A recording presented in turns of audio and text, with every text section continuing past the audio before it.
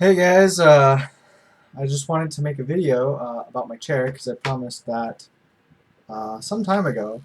And why am I not wearing a shirt?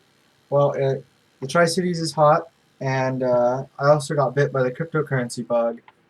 So I'm mining on my PC right now, and it's running really hot, putting off a lot of heat. And I don't do too well with heat. Another thing too, because I want to talk about the chair and why the chair is so important, and some of the problems I've been having lately. Um, is you can really see this, which is my stimulator, and even the wire is super obvious. Like I can even see it when I'm just barely moving. Like it's kind of freaking me out a little bit.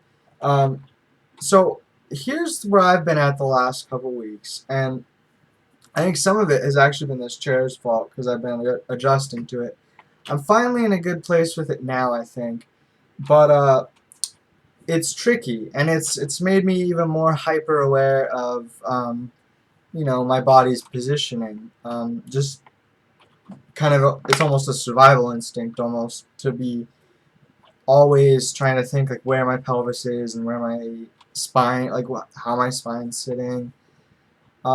It's really kind of weird because I've never really done that before. I don't know if living with Parkinson's, I'm always wondering like, does the average person do this every day, or like, am I just like whatever?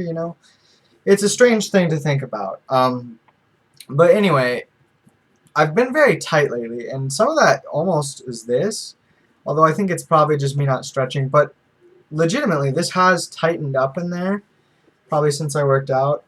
It really doesn't move. I mean, it looks like it's moving quite a bit, but trust me, it really doesn't. And I used to be able to like go like this, and I barely even feel it.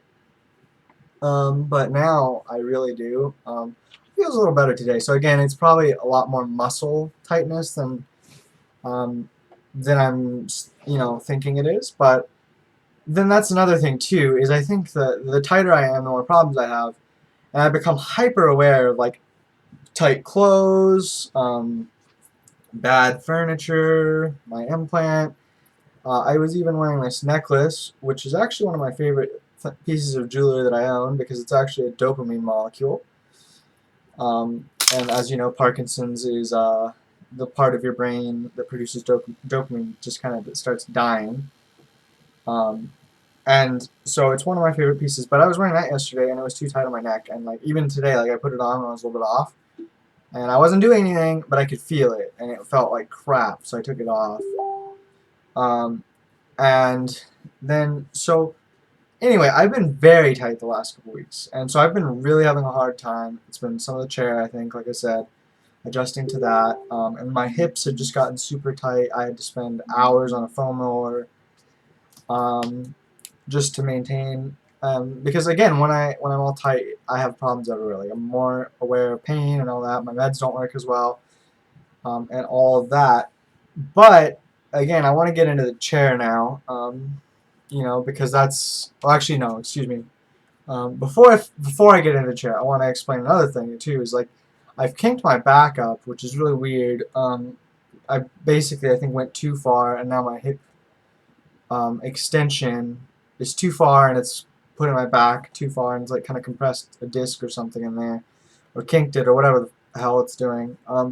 Anyway, that's caused all sorts of other problems like dyskinesia, which I normally don't have a whole lot of, but lately it's been pretty apparent. And so I'm actually not. I didn't drink any coffee today because that contributes to that as well. I'm just trying to fix that problem because it's been really frustrating. Like yesterday, I went out and tried playing some tennis, and serves. I think I don't know. Maybe I need to take a camera out there. I kinked my back up too much on those, and then that just exacerbated my problem. So I actually was really messed up after I came home yesterday, which was disappointing. So anyway, again, this is just kind of why am I talking about this? It's a lot of my friends don't understand what my life is actually like because when they see me, I mean, they might know I have to like say, hey, I gotta wait for my meds to kick in or whatever, or I can't eat meat right now, or whatever. But other than that, they really have no idea what my life is like. I mean, unless they're my friends with Parkinson's, then they obviously have some idea. Although again, we all have variances too. But anyway, that's enough about that. It's already 5 minutes of me rambling. Let's get into the chair real quick. All right, so here's my chair, and just kind of some. I'm not gonna move it too much because I have it set in a pretty comfortable way for me. But I'll illustrate what it can do. This obviously can go up and down quite a bit, and it rotates like that. You can take it up a little bit further. I don't know if you're supposed to though, and I think I've discovered that I don't need to. So that's that's standard on a chair with a neck rest. That's nothing too special. But then you have this back, which I mean, you can see my other chair in the background. You can see it kind of looks similar, but there's no back. There's nothing beefy like this for support. This is actually something interesting that that chair doesn't have. There's a little lever right here. I'm going to scoot it back a little bit further so we can see that lever. Maybe it's right here. Kind of blends in. You take that down, and then you can. I can't really do it with my hand, but it's a thoracic spine kind of adjustment. That's I think part of why I've gotten no problem lately with overextension and tightening up on a disc. You may not have that problem if you want to get this chair, and it is a nice chair. I mean, it's not too expensive, but anyway. So there's that. It's also very sturdy, nice, and supportive. The other one actually broke out one of the stops because it really wasn't that supportive, and I mean, it just wasn't as well made. Okay, so that's maybe not that fantastic still, but anyway, then here's your general adjustment. This I'm not going to be able to do with my hands. You know what it is. Most soft chairs have this one. You push back, and this goes, and this tilts too with it.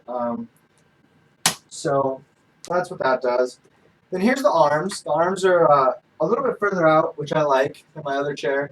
Plus, you can move them in and out, forward and back. And of course, it raises up too. So that's really nice because, again, adjustability is key for me. Like, my car has electronic adjustments for the seats, and I seriously question whether I'd be able to drive or not without those because I'm always moving, always adjusting. I'm never comfortable in one position for very long. And this wide angle is really making me look fat, but whatever. I am kind of fat. I haven't been working out a lot because I've been having so many problems. But that's really neither here nor there. That's just kind of my own running commentary. Anyway, so that is that part of it. And then here is a little, I don't know if you can really see it, but it spins. That's to tighten up the resistance back in the back. So, I've just got it so it just supports me. I can lean back a little bit. And so there's that. And again, then there's another one down here that you raise the chair up and whatnot. At first, I was kind of unhappy because it was too high for my desk setup, but I think I figured it out now.